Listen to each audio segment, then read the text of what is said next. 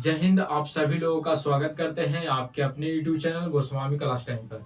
दोस्तों उम्मीद करेंगे कि आप लोग बढ़िया होंगे, मस्त होंगे, स्वस्थ होंगे और अच्छे तरीका से जो दोस्तों पढ़ाई लिखाई जो दोस्तों कर रहे होंगे।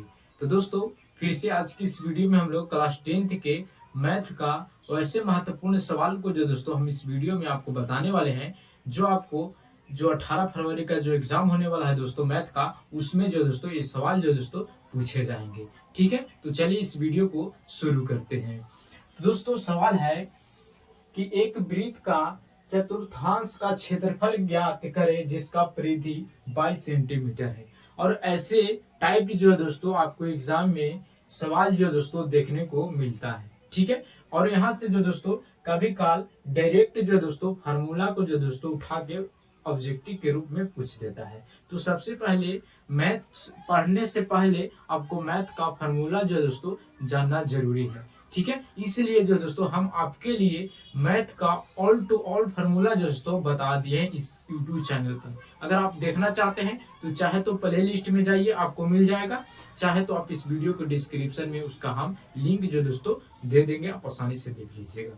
ठीक है, तो चलिए इसको हम हल करते हैं। तो दोस्तों सबसे पहले मैथ में सवाल को धरिए। सवाल कह रहा है कि एक वृत्त का चतुर्थांश का क्षेत्रफल ज्ञात करें जिसका परिधि दिया गया है, यानी वृत्त का परिधि दिया गया है। ठीक है, और उसके बाद हम फिर पूछ रहा है चतुर्थांश ज्ञात कीजिए। तो दोस्तों इसमें दिमाग लगाइए, सबसे पहले हम परिधि निकालेंगे वृत्त का, तब जो दोस्तों आर का मान आ जाएगा, यानी त्रिज्या का मान आ जाएगा। उसके बाद जो दोस्तों हम फिर चतुर्थांश का क्षेत्रफल लगा देंगे तो हमको आंसर जो दोस्तों पूरा पूरा आ जाएगा।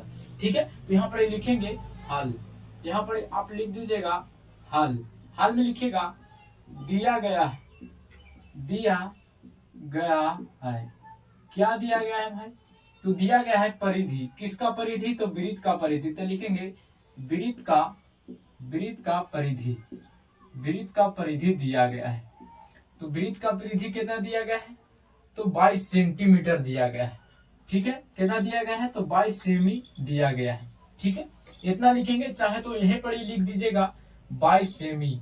ठीक है, यानी 22 सेंटीमीटर। ठीक है, तो आपको पता होगा वृत्त का परिधि क्या होता है। अगर आपको पता ना है तो यहाँ पर इसे आप जरूर याद कर लीजिएगा। तो वृत्त का परिधि होता है 2 पाई आर। क्या?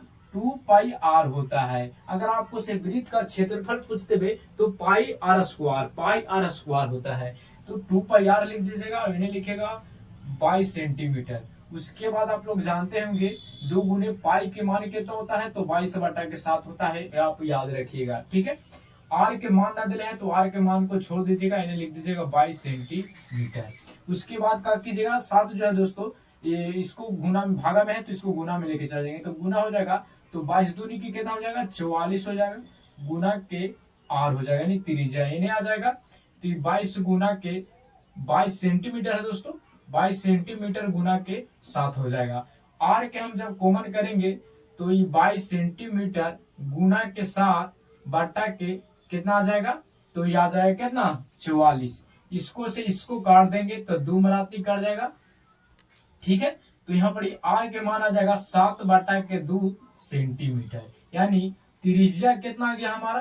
तो त्रिज्या आ गया दोस्तों 7/2 सेंटीमीटर। ठीक है, उसके बाद अब हमको से पूछ रहा है वृत्त का चतुर्थांश ज्ञात कीजिए। ठीक है, तो इसका भी फार्मूला होता है, आप याद रखिएगा। फिर लिख दीजिएगा पुनः, क्या कर दीजिएगा? लिख दीजिएगा पुनः।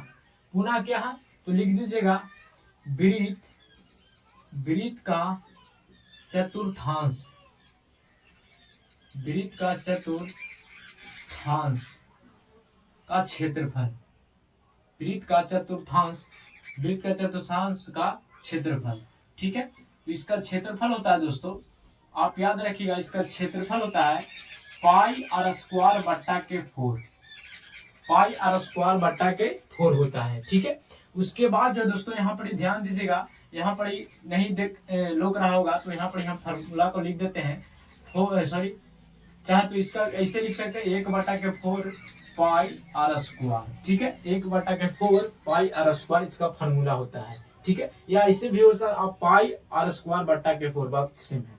ठीक है, तो यहाँ पर ध्यान दीजिएगा, डेट मान को बैठाइएगा। तो 1/4 गुने पाई के मान 22/7 गुने आर के मान कितना आया दोस्तों? तो 7/2 सेंटीमीटर, तो स्क्वायर में है तो 2 बार लिख दीजिएगा आप, ठीक है। 7/2 सेंटीमीटर 2 बार लिख दीजिएगा। उसके बाद देखिए काटेगा तो काट दीजिए, ठीक काट गया। फिर 11 दूनी के 22 कट जाएगा, फिर नहीं कटेगा तो 11 सत्ते 77 हो जाएगा। और सेंटीमीटर 2 गो है तो सेंटीमीटर स्क्वायर हो जाएगा, नीचे हो जाएगा 4 दूनी के 8, ठीक है। तो इसका जो फाइनली आंसर आएगा दोस्तों ये आएगा 77/8 सेंटीमीटर स्क्वायर, जो दोस्तों ये आपका राइट आंसर है, ठीक है। तो दोस्तों अगर आपका आंसर इतना आया होगा तो आपका जो दोस्तों बनाया हुआ 100% सही है, ठीक है। इस प्रकार से अगर आप एग्जाम में बनाइएगा तो आपको जो दोस्तों मैथ में एक भी नंबर जो दोस्तों नहीं कटेगा। अगर आप चाह रहे हैं कि इसको दशमलव में लाने के लिए तो दशमलव में भी ला सकते हैं, ठीक है।